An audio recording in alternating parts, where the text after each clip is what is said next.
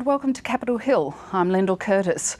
Rarely a fortnight or sometimes even a week goes by in federal politics without an opinion poll.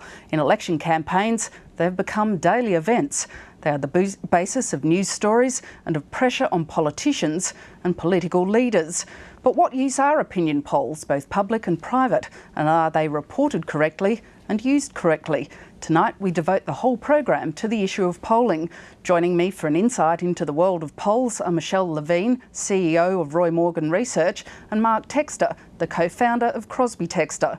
We'll also speak to former Labor Minister in New South Wales, who's also been part of the party machine, John Della Bosca, about polling from a political and party perspective. Most politicians asked publicly about the latest opinion poll deny they pay much attention to them at all.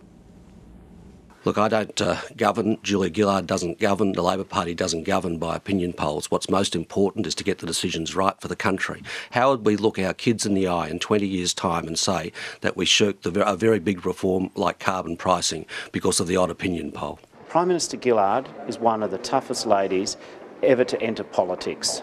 She's not for turning on the tough issues because of either opinion polls or day-to-day headlines. I'm not going to run a commentary on the polls. All I know is that this is a bad government getting worse. And if they get much lower, they're going to be able to name all their supporters. And that is not a great place to be. Democracy is not one long opinion poll. Democracy is about making the decisions today, which will mean tomorrow we will be stronger and better. Mark Textor, if I could start with you, do we see too many opinion polls?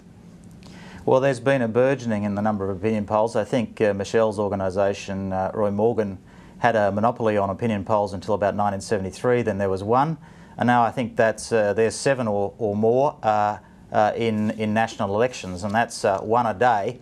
And when you consider that some of them use multiple techniques to gather data, there's more than one a day. So there's polls breaking constantly, and the thing about modern politics is there's no longer a 24-hour news cycle, there's a 24-hour commentary cycle, and of course the number of polls are feeding that. Michele, as Mark said, Roy Morgan's been in the polling game for a very long time. What do you think about the way the published opinion polls are reported? Well, can I just say before we get on to that, it really is important to have public opinion polls. It's really the way that we get to hear the voice of the people. And Roy Morgan started with opinion polls in the 40s, essentially so that the people could speak for themselves rather than having journalists or politicians claiming to know what the people wanted. So I think we do need to have public opinion polls. I personally think that they should be reported very regularly. One of the concerns I have about the way the media handles polls is often they won't publish polls unless they're quite exciting, unless there's something that's changed. And often no change is just as crucial. So I think the polls should be reported and consistently. I'm not so worried about there being lots and lots of polls today. I think there's an enormous amount of information today about everything. And I think the interesting thing is that people pretty much are getting to know how to sort out polls. I think the Morgan poll should be published a lot more than it is, though.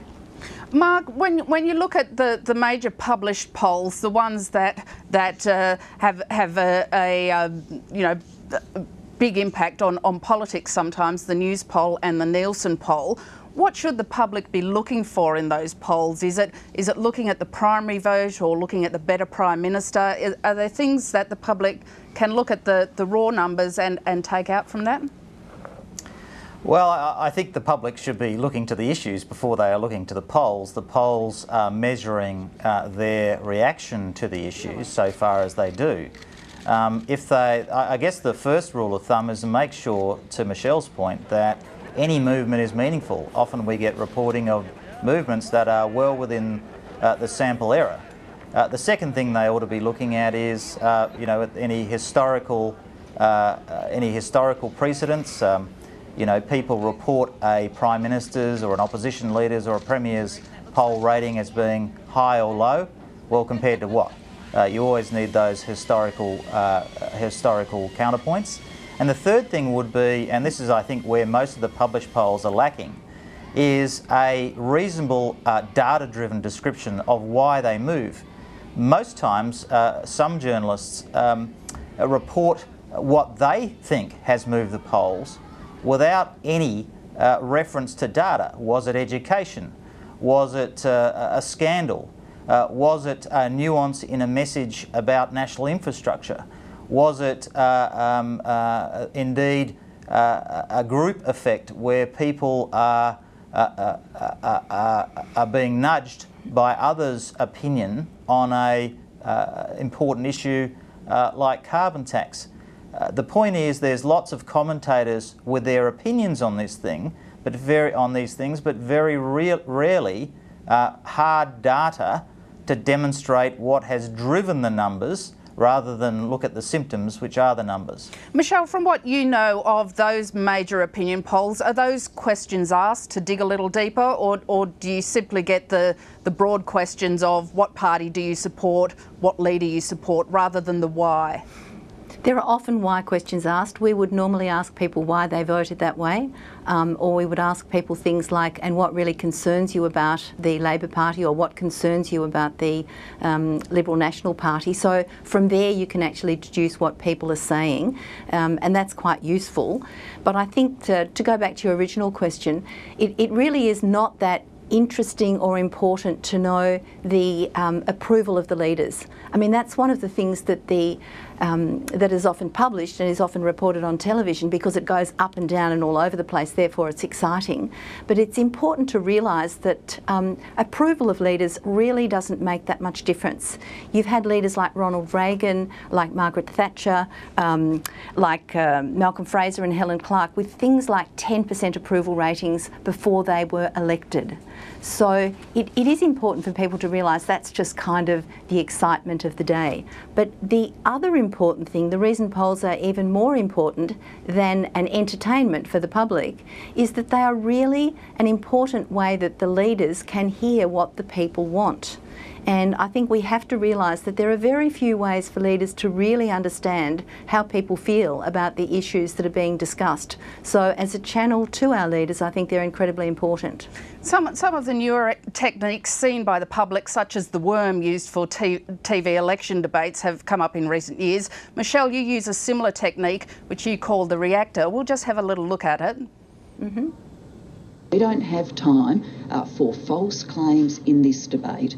The science is in. Climate change is real. The point of this tax is that whatever level it starts at, it's going to go up and up and up. And I say to the Australian people, you trust this Prime Minister at your peril. Whatever the starting price, from the government standpoint, it's going to be well south of $40 a tonne, and no matter what the starting price, there will be generous household assistance. Michele, what sort of information do you get from polling like that tests people's instant reactions to things they are seeing? Yeah, this is an amazing technique that really gets to how people feel about what they're seeing. It's not going through some kind of rational process, it's just how they're actually responding to what they're seeing and hearing. And what we've learned from these sort of reactor tests, which is really the same as the worm, is we've learned that people have already got a very preconceived view even before they begin listening to somebody's argument. So a strong Labor supporter will be very positively moved by Julia Gillard, whatever she says, and somebody who's very anti the Labor Party, a strong LNP voter, will not be listening to Julia Gillard, whatever she says. So that's a very important message for the parties to realise how difficult it is for them to actually communicate beyond that. But the other area where I think this has actually got like a community good is that we see time and time again with this kind of research that people don't like seeing our politicians complaining and being very negative about the other party. We don't like seeing that kind of negativity. We actually want from our leaders, because we see people responding positively when our leaders are actually giving us leadership, when they're telling us what needs to be done, what they plan to do and how they're going to solve the problems. And I think that really, if our leaders get on and tell us what they're going to do and inform us very well, that's all really good. If they keep just being negative, that's not a good thing at all. Mark, aside from how you collect the raw data, whether it's a phone poll or an online poll or using the worm, has the way the data is analysed and how you look at it and break it down changed? Well, I think we've seen some very significant changes. When you talk about techniques like the worm, that's actually been around since about 1970. I know that the father of modern campaigning and the guy I used to work with, Richard Wortham, who was Ronald Reagan's pollster, used it for Reagan and I think even Goldwater. So some of those things that look new are actually quite old in a campaign perspective. They might be new to the media and new to some in marketing, but they're actually quite old. The new techniques are basically, and what's been used now in Europe and certainly the United States, are very advanced statistical techniques. So when political parties poll during campaigns here or overseas, they're doing thousands of interviews a night, not just wide surveys with thousands of interviews, but using a very deep and detailed set of descriptors and attributes. They might measure rational dimensions like who's got the best position on climate change or health or education, 20 or 30 of those. Then they measure emotional issues like trust and a sense of belonging and who's speaking up for me, who's fighting on my issues, who's keeping the government to account, because it's not all just about being positive. And then those attributes and those questions are put in, and that data from it are put into a very large statistical machine to simplify it, and some very detailed information comes that. So typically in a campaign you might wake up at 4 o'clock in the morning. You say, look, in the seat in Eden-Monaro, we've gone down 5 points. Of the 40 seats you might be tracking, we've gone down in one, Eden-Monaro, by 5 points. Most of that 5 points has been amongst older women, and most of that decline amongst older women is because of aged care issues and health. And then what the political parties will do is they'll then mail those constituencies identified in their feedback surveys of the electorate on those issues. Now that's pretty sophisticated, and it's a hell of a long way from what people like or feel. It takes a behavioural approach, and it recognises what's really driving opinion, what people really think, and from a behavioural perspective, and what's important from them, and then provides the information to them on those counts. Mark, do you think politics is poll-driven these days? Well, it's a matter of public record. I was John Howard's pollster. John Howard was accused of being poll-driven, but when you look at him, he introduced some of the most remarkable reforms in Australia's history. A couple of tranches of industrial relations legislation, guns reform, of course the GST, a whole range of legal reforms that were quite groundbreaking. In addition to that, of course, he took on huge political costs with the port reform. So it's not as simplistic as saying, you know, so-and-so is poll-driven. A more sophisticated approach is to think about it as a balance. Essentially, leadership is parental in nature, and that is you have to be firm in your direction, you have to have values to give you that direction, but you cannot take that direction ignoring the needs of your family and your children. So it's no good having leadership for the sake of it, that's just being a buffhead, and it's no good acquiescing to everything your kids want, that is being weak. What good insight and polling does, it allows you to judge the balance between the two. And there is a relationship between the two, they're not mutually exclusive. I would put to people that politics and policy need each other. When you have a look at all the great reformers, Keating, and before him Hawke, Howard, Thatcher, and to some extent on the growth front Reagan in the United States, they were able to use the capital that came from good politics and of course polling aided in that, and work out how to invest that to get their reforms through, be they defence in Reagan's case or industrial relations, first couple of tranches of industrial relations in Howard's case, and so you must be able to manage the two. And I think that's the intelligent approach. I don't think we should judge polling by the standards of a former New South Wales MP, Labor MP. Michele, do you think there's ever a case where a political leader should be dumped on the basis of polling? I think that should never be the whole reason for somebody being dumped.